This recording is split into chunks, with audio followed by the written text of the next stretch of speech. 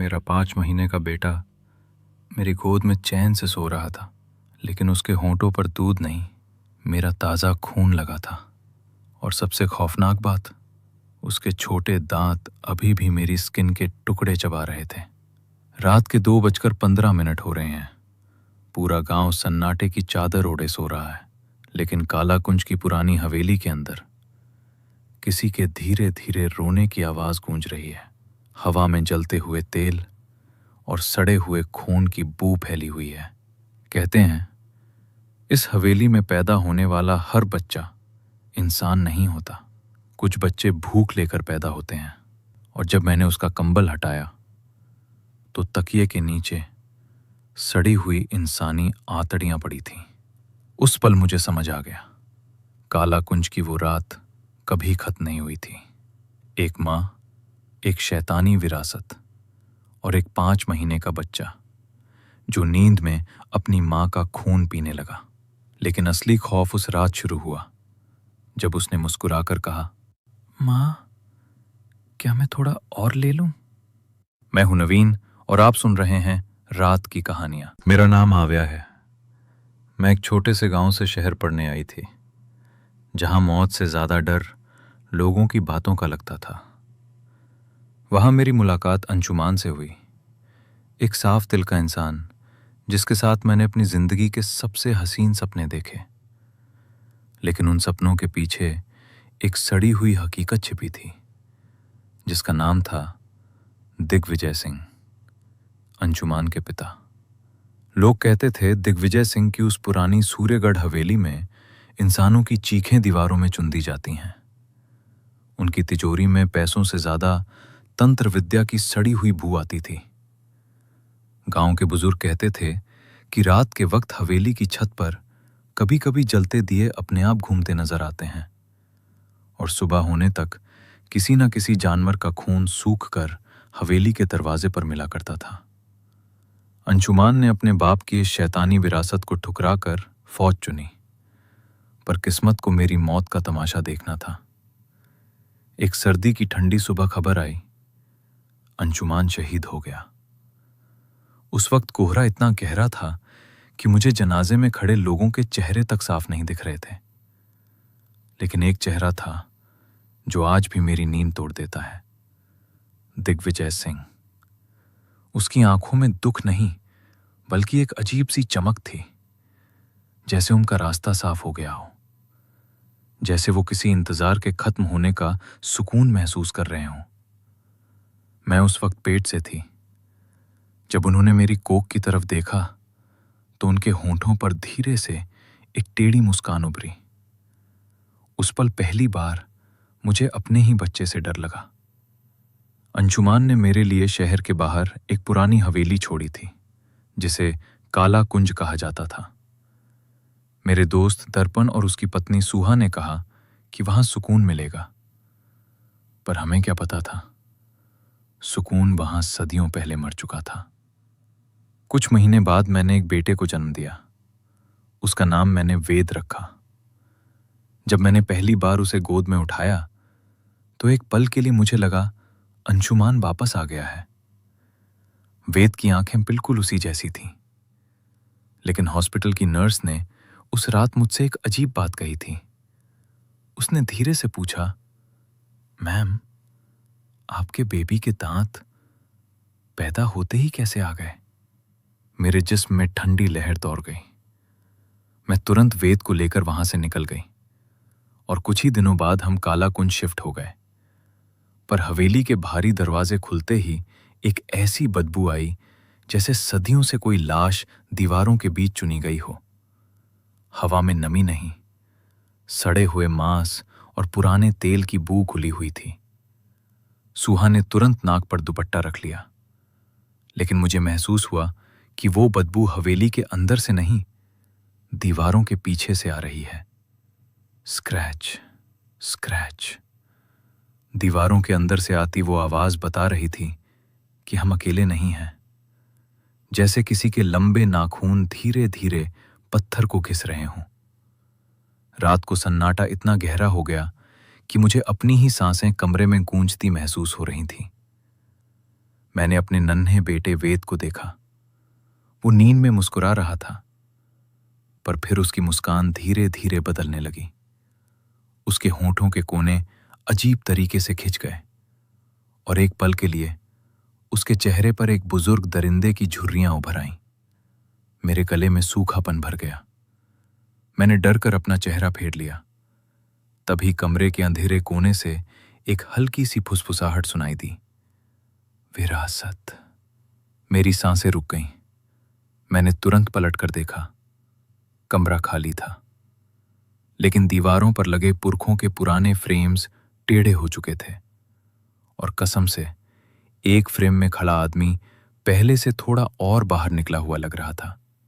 मुझे एहसास हुआ अंशुमान ने मुझे सुकून नहीं बल्कि एक खौफनाक कर्ज विरासत में दिया है, और वो कर्ज मेरी गोद में आंखें बंद किए धीरे धीरे मुस्कुरा रहा था। रात के धुंधलके में काला कुंज की हवेली किसी पुराने काले साये की तरह खड़ी थी। हर तरफ सन्नाटा था, पर वो सन्नाटा खामोश नहीं था। उसमें सांसें लेने की आवाज थी। हिस हिस, जैसे हवेली खुद सांस ले रही हो। कभी कभी दीवारों के अंदर से हल्की सी थप थप भी सुनाई देती थी, जैसे कोई बंद कमरे में अंदर से धीरे धीरे दरवाजा पीट रहा हो। मैंने वेद को अपनी गोद में लिया। वो भूखा था, रो रहा था। मैंने उसे दूध पिलाना शुरू किया, पर अचानक मुझे अपने सीने में एक ऐसा दर्द महसूस हुआ जैसे किसी ने गर्म चाकू से मेरी चमड़ी चीरती हो। मेरी सांसें अटक गईं। मेरी चीख निकलने ही वाली थी कि मैंने देखा वेद ने अपनी आंखें खोली थी। वो मासूम नीली आंखें अब दो लाल अंगारों की तरह चमक रही थीं। कमरे का टेम्परेचर अचानक गिर गया। मेरी सांसें धुंध बनकर हवा में दिखने लगीं। मैंने झट से अपना पल्ला हटाया और जो मैंने देखा उसने मेरी रूह कांप दी। वेद के नन्हे होंठों से दूध नहीं, मेरे जिस्म से बहता हुआ सुर्ख लाल खून टपक रहा था। Tap tap tap. खून उसकी ठोड़ी से बहकर मेरी गोद में गिर रहा था। वो मासूमियत से नहीं बल्कि एक शैतानी भूख से मेरा खून पी रहा था। उसके छोटे दांत मेरी स्किन में धंसे हुए थे। जब हमारी आंखें मिली तो उसने एक ऐसी मुस्कान दी जो किसी 5 महीने के बच्चे की हो ही नहीं सकती थी। उसके होंठों के कोने धीरे धीरे फटने लगे और उसके मुंह से एक हल्की सी आवाज निकली। स्वाद बिल्कुल दादाजी जैसा है। मेरा खून जम गया। उस पल मुझे लगा जैसे कमरे में हम दो नहीं, कोई तीसरा भी मौजूद है। तभी पूरे घर की बिजली गुल हो गई। पूरा काला कुंज अंधेरे में डूब गया। अंधेरा इतना गहरा था कि मुझे अपने हाथ तक नहीं दिख रहे थे, लेकिन उस अंधेरे में भी मुझे वेद की लाल आंखें चमकती नजर आ रही थीं। तभी मुझे दूर गली से घुंघरुओं की आवाज आने लगी, पर यह आवाज फर्श से नहीं, दीवारों के ऊपर से आ रही थी, जैसे कोई औरत उल्टी चलती हुई छत पर घूम रही हो। मेरी सांसें तेज हो गईं। फिर धीरे धीरे कमरे की दीवार पर एक लंबी काली परछाई रेंगने लगी। उस परछाई का सर इंसान का था, पर पैर उल्टे थे। मैंने डरते हुए पीछे देखा, पर वहां कोई नहीं था। सिर्फ सुहा की एक दिल दहलाने वाली चीख किचन से गूंजी। आव्या! मैं वेद को गोद में लेकर भागती हुई किचन की तरफ दौड़ी। किचन का दरवाजा आधा खुला था। अंदर से बर्तनों के गिरने की आवाजें आ रही थीं। जब मैंने दरवाजा पूरा खोला तो मेरी चीख निकल गई। सुहा फर्श पर तड़प रही थी। उसका पेट अजीब तरह से फूल रहा था, जैसे अंदर कोई जिंदा चीज उसकी आंतें निचोड़ रही हो। उसकी स्किन के नीचे कुछ हिल रहा था, कुछ रेंग रहा था, जैसे कोई चीज अंदर से बाहर निकलने की कोशिश कर रही हो। सुहा अपने पेट को पकड़कर रो रही थी। उसके नाखून फर्श को इतनी जोर से घिस रहे थे कि मार्बल पर खून के निशान बन गए। उसने रोते हुए सिर्फ इतना कहा, आव्या, ये बच्चा नहीं। उसकी आंखें डर से फैली हुई थीं। फिर उसने वेद की तरफ देखा और उसकी आवाज टूट गई। ये मौत की विरासत है। उसी पल किचन के ऊपर वाली ट्यूबलाइट 1 सेकंड के लिए जल उठी और उस एक पल की रोशनी में मैंने किचन की दीवार पर खून से लिखा हुआ एक शब्द देखा, बलिदान। किचन का मंजर देखकर मेरी रूह फना हो चुकी थी। सुहा फर्श पर गिरी थी और उसके पेट की चमड़ी के अंदर से कोई चीज बाहर निकलने की कोशिश कर रही थी। Scratch scratch. ऐसा लग रहा था जैसे कोई तेज नाखूनों वाला हाथ उसकी पसलियों को अंदर से तोड़ रहा हो। सुहा की चीखें पूरी हवेली में गूंज रही थीं। उसकी आंखें इतनी ज्यादा फैली हुई थीं जैसे वो अपने अंदर कुछ रेंगता हुआ महसूस कर रही हो। दर्पण चिल्लाया, हटो पीछे, यह हवेली हमें खा जाएगी। उसने सुहा को खींचने की कोशिश की, लेकिन तभी सुहा का शरीर अचानक जमीन से कुछ इंच ऊपर उठ गया। उसके मुंह से काला गाढ़ा पानी बहने लगा। मेरी सांसें रुक गईं। तभी हवेली का भारी सागौन का दरवाजा जिद से खुला। पूरे हॉलवे में ठंडी हवा का एक झोंका दौड़ा। अंधेरे से एक साया उभरा। लंबी जटाएं, गले में रुद्राक्ष और आंखों में ऐसी आग जैसे उन्होंने मौत को करीब से देखा हो। वो थे मार्तंड स्वामी। उन्होंने हवेली के अंदर कदम रखते ही आंखें बंद की और गहरी सांस ली। फिर अचानक वो गरजे, घेरा मत तोड़ना। उनकी आवाज इतनी भारी थी कि दीवारों की दरारें तक कांप उठी। ये कोई भूत नहीं है। उन्होंने वेद की तरफ देखा और उनके चेहरे का रंग उड़ गया।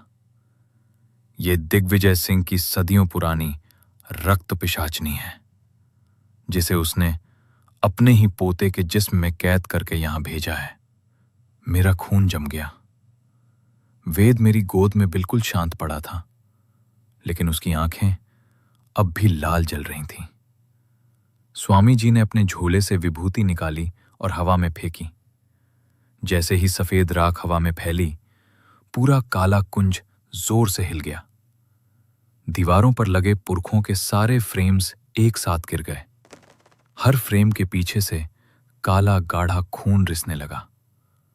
खून धीरे धीरे फर्श पर फैलने लगा और उस खून में अजीब सी हलचल होने लगी, जैसे उसके अंदर कुछ जिंदा हो।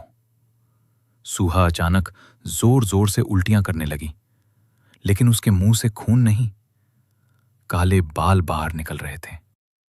दर्पण की चीख निकल गई। वेद, जो अब तक चुप था, अचानक सीधा खड़ा हो गया। एक 5 महीने का बच्चा बिना किसी सहारे के हवा में लटकने लगा। उसका सर धीरे धीरे टेढ़ा होने लगा। Crack crack. उसकी गर्दन इतनी मुड़ गई कि हड्डियों की आवाज पूरे कमरे में गूंज उठी। उसका जिस्म अचानक बर्फ की तरह ठंडा पड़ गया और फिर उसके मुंह से एक आवाज निकली। वो वेद की आवाज नहीं थी, वो किसी भारी भरकम बूढ़े आदमी की आवाज थी। दादाजी ने कहा था। कमरे की सारी लाइट्स एक साथ फ्लिकर करने लगी। विरासत सिर्फ खून से मिलती है। वेद के छोटे होंठों के कोने फटने लगे।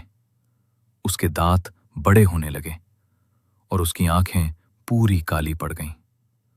और आज उसने धीरे से मेरी तरफ देखा। तुम्हारा खून मेरी विरासत है। मेरी टांगें कांपने लगी। स्वामी जी ने तुरंत अपना चिमटा फर्श पर मारा।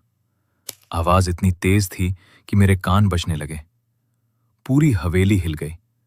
छत से मिट्टी और राख गिरने लगी। लेकिन तभी हवेली के कोने में जमा अंधेरा हिलने लगा। वो अंधेरा धीरे धीरे एक इंसानी आकृति लेने लगा। एक औरत। उसका शरीर पूरा जला हुआ था। चमड़ी जगह जगह से लटक रही थी। आंखों की जगह सिर्फ गहरे काले गड्ढे थे और उसके पेट पर गहरे जलने के निशान बने हुए थे। वो धीरे धीरे हवा में तैरती हुई आगे बढ़ी। उसके पैर जमीन को छू भी नहीं रहे थे और वो एक ही बात बार बार दोहरा रही थी, अंशुमान, अंशुमान। उसकी आवाज किसी जलते हुए गले से निकलती हुई लग रही थी। कहाँ है मेरा अंशुमान? मेरा दिल बैठ गया। मुझे सब समझ आ गया। वो जली हुई औरत कोई और नहीं, दिग्विजय सिंह की वो पत्नी थी जिसे उसने काले जादू की बलि में जिंदा जला दिया था। और आज वो अपने पोते के जिस्म के जरिए वापस लौट आई थी। मार्तन स्वामी ने अपनी मुट्ठी में दबा हुआ तांबे का यंत्र निकाला और चिल्लाए, आभ्या, वेद को घेरे से बाहर मत निकलने देना, वरना ये पिशाचनी तुम्हारी रूह तक निचोड़ लेगी। उनकी आवाज पूरी हवेली में गूंज उठी। उसी पल काला कुंज की दीवारें अजीब तरह से कराहने लगीं। थम थम थम, जैसे हवेली के अंदर कोई बहुत बड़ा दिल धड़क रहा हो। हवेली की छत से अब खून की बूंदें नहीं बल्कि बड़े बड़े थक्के गिरने लगे थे। वो गर्म थे, ताजे। एक थक्का मेरे हाथ पर गिरा और मेरी चीख निकल गई। उसके अंदर इंसानी बाल फंसे हुए थे। वो जली हुई औरत, अंशुमान की मां, धीरे धीरे हवा में तैरती हुई वेद के पास पहुंची। उसका आधा जला हुआ चेहरा अब और करीब दिख रहा था। चमड़ी जगह जगह से लटक रही थी और उसके पेट के अंदर कुछ हिल रहा था, जैसे जलने के बाद भी उसके अंदर कोई जिंदा हो। उसने अपने लंबे काले नाखून वेद के नन्हे गले पर रखे। वेद की आंखें अब पूरी सफेद हो चुकी थीं और उसका जिस्म किसी गर्म तवे की तरह खौल रहा था। उसकी स्किन से धुआं उठने लगा। मेरी गोद जलने लगी, पर वेद रो नहीं रहा था, वो मुस्कुरा रहा था। एक ऐसी मुस्कुराहट जो किसी बच्चे की नहीं हो सकती। स्वामी जी ने तुरंत अपने झोले से कुछ काली सामग्री और सूखी लकड़ियां निकाली। उन्होंने फर्श पर एक गोल घेरा बनाया और पल भर में छोटा सा हवन कुंड जला दिया। नीली लपटें धीरे धीरे उठने लगीं। फिर स्वामी जी ने हवन कुंड में छन छन करके सामग्री फेंकी। अग्निदेव सहाय हो! अचानक एक जोरदार धमाका हुआ। पूरे कमरे में नीली आग लपकने लगी। वो आम आग नहीं थी। उस आग में जलने की जगह सड़ी हुई लाशों की बू आ रही थी। नीली लपटों की रोशनी में मैंने देखा, हवेली की दीवारों पर सदियों पुराने निशान उभर आए थे। खून से बने मंत्र, उल्टे स्वस्तिक और जलते हुए हाथों के निशान। फिर धीरे धीरे दीवारों के अंदर से चेहरे उभरने लगे। वो सारे लोग जिन्हें दिग्विजय सिंह ने बलि चढ़ाया था, उनके साए दीवारों से बाहर निकलने की कोशिश कर रहे थे। किसी की आंखें नहीं थीं, किसी का आधा चेहरा जला हुआ था और कुछ सिर्फ हड्डियों के ढांचे थे। वो सब एक साथ धीरे धीरे फुसफुसा रहे थे, विरासत। मेरे कान से खून बहने लगा। विरासत, मेरी विरासत। वो जली हुई औरत चीखी। उसकी चीख इतनी तेज थी कि कमरे की खिड़कियां अपने आप टूट गईं। क्रैश! उसने अपना जला हुआ हाथ सूहा की तरफ बढ़ाया, जो फर्श पर बेहोश पड़ी थी। सूहा का जिस्म अचानक हवा में उठने लगा, जैसे कोई इनविजिबल धागा उसे ऊपर खींच रहा हो। उसकी गर्दन धीरे धीरे उल्टी मुड़ने लगी। Crack crack. दर्पण पागल की तरह चीखने लगा। सूहा! स्वामी जी ने तुरंत अपना चिमटा हवा में लहराया और एक मंत्र पढ़ा, ओम ह्रीम क्लीम। जैसे ही मंत्र की आवाज गूंजी, वेद का मुंह धीरे धीरे खुलने लगा और खुलता गया और खुलता गया, इतना बड़ा कि किसी इंसान का होना नामुमकिन था।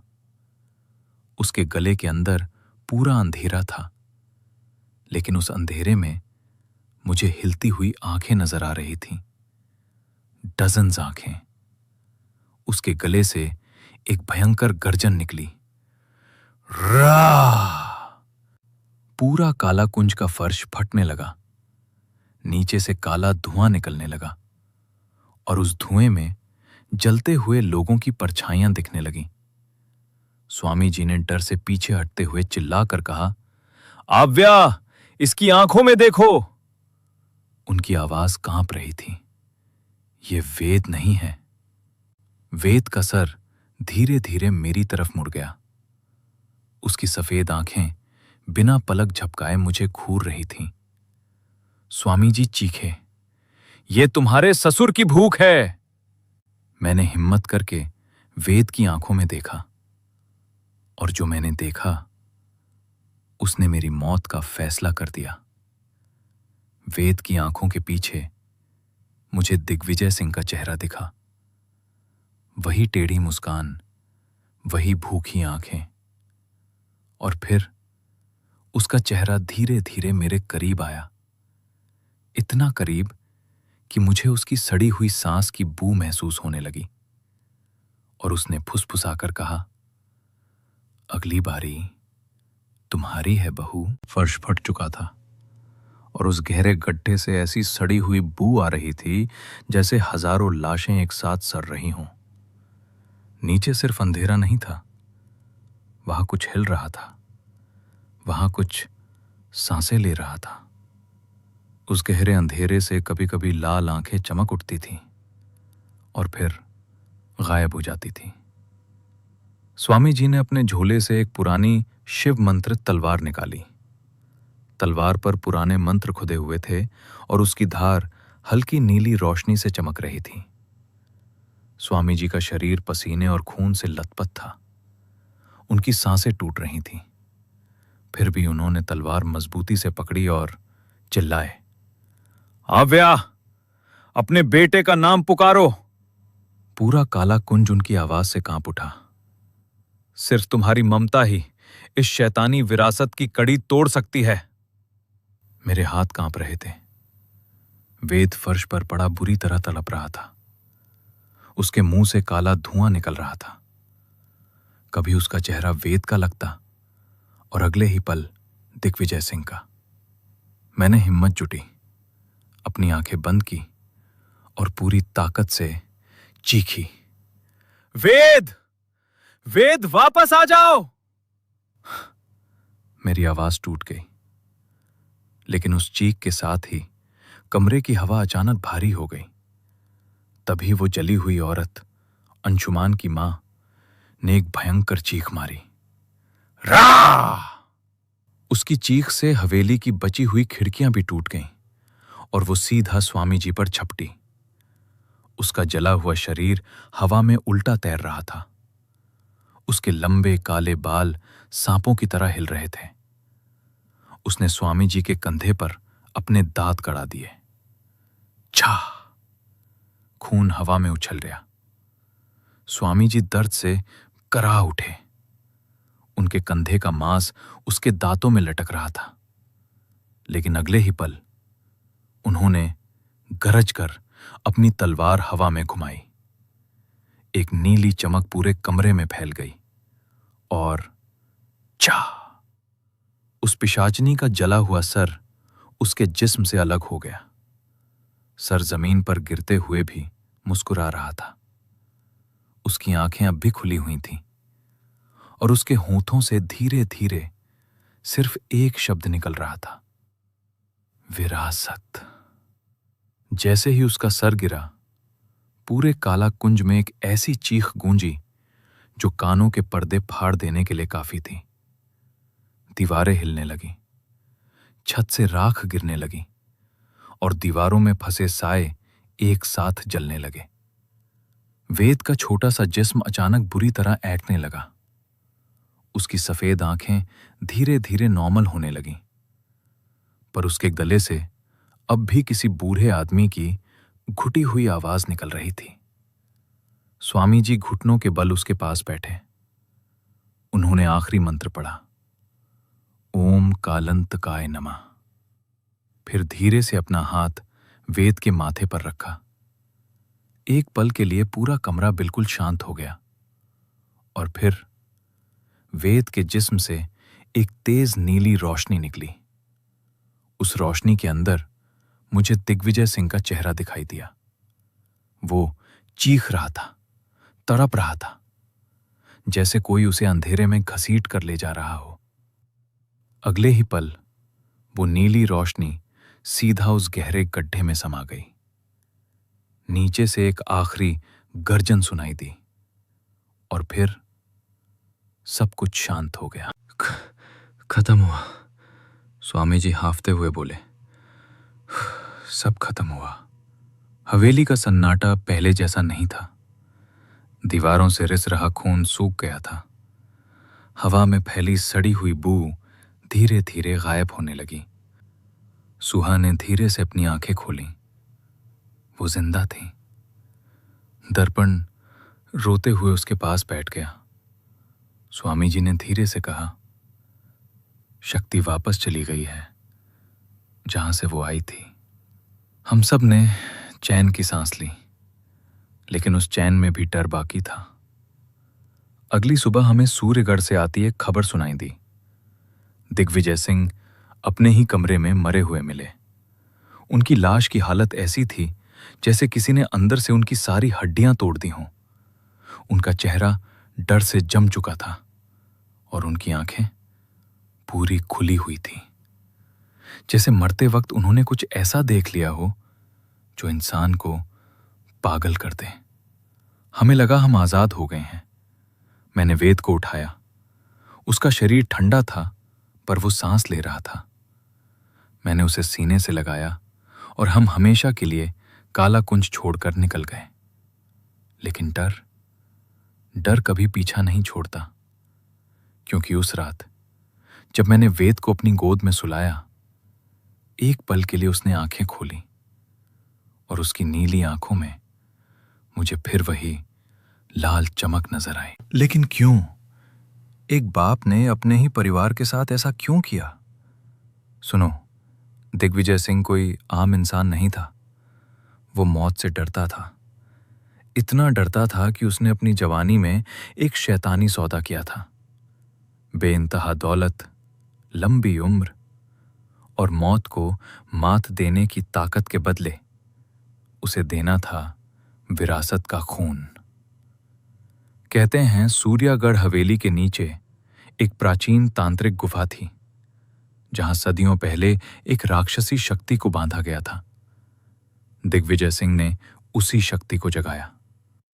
पहले जानवरों की बलि दी गई, फिर नौकर गायब होने लगे, लेकिन पिशाचनी की भूख नहीं मिटी।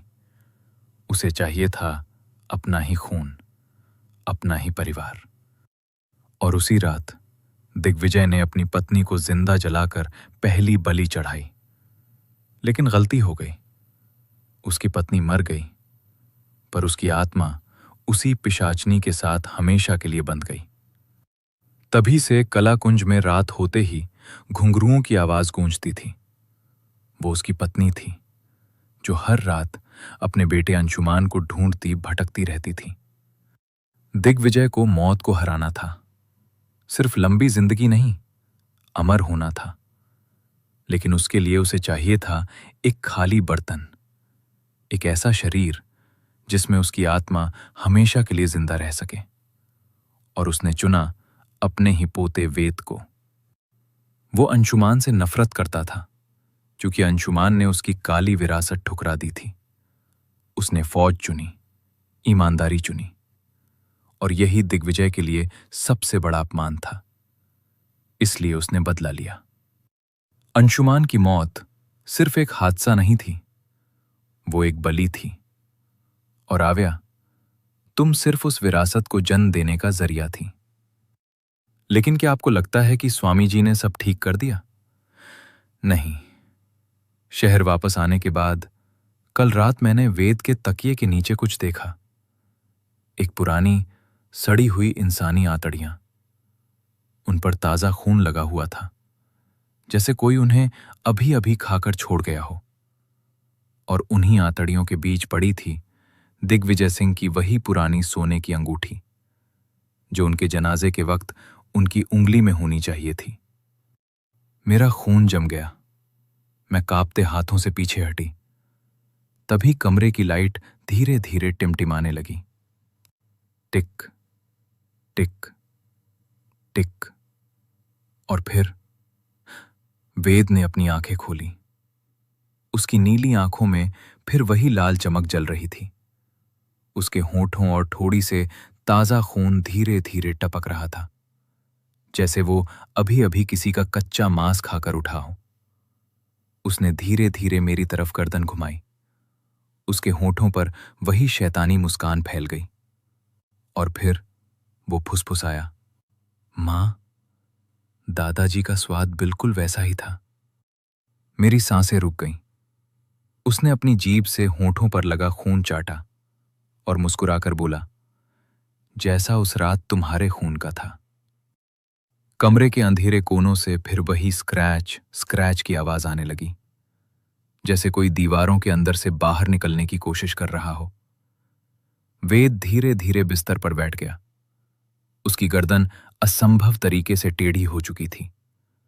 फिर उसने अपना छोटा सा हाथ मेरी तरफ बढ़ाया और बोला, क्या मैं थोड़ा और ले लूं?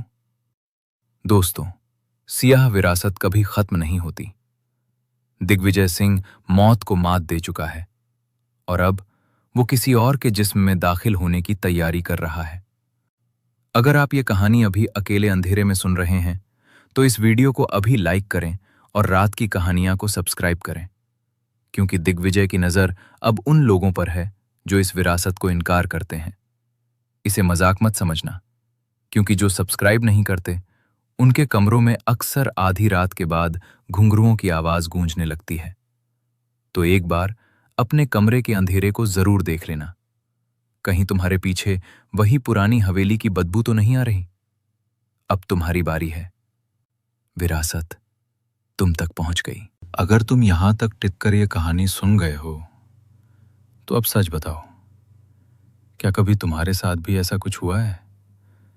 कभी बिना वजह किसी की प्रेजेंस महसूस हुई हो, या रात को अचानक से अजीब आवाजें सुनी हो, या लगा हो कि तुम अकेले नहीं हो? अगर हाँ, तो कमेंट में जरूर बताना। मैं हर कहानी पढ़ता हूं और हो सकता है तुम्हारी स्टोरी अगली वीडियो बन जाए। और हाँ, अगर तुम में दम है तो स्क्रीन पर जो अगली कहानी दिख रही है उसे पूरा सुनकर दिखाओ। लेकिन उससे पहले जो सब्सक्राइब का बटन दिख रहा है उसे दबा दो, क्योंकि अगला नाम शायद तुम्हारा हो।